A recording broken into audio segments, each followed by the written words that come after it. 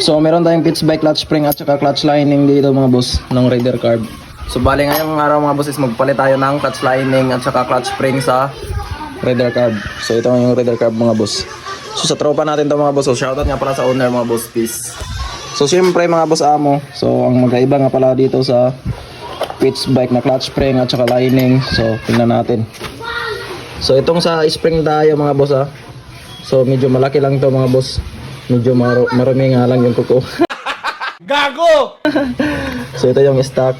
Ayan, maliit. So itong pitch bike mga boss is mahaba. Malaki yung spring. So yan, malaki talaga yung pitch bike and then matigas. Stock, so medyo smooth mga boss.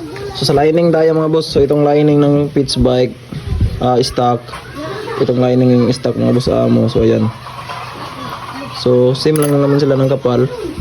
Ayan. Medyo makapal. Parehas lang sila ng kapal mga boss.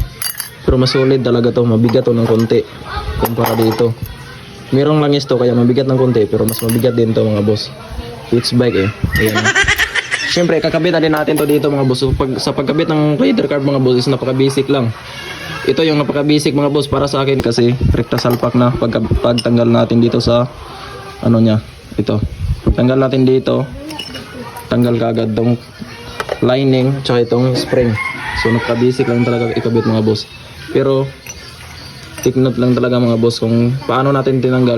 Yan din pagbalik baka magpalpak yung gawa natin.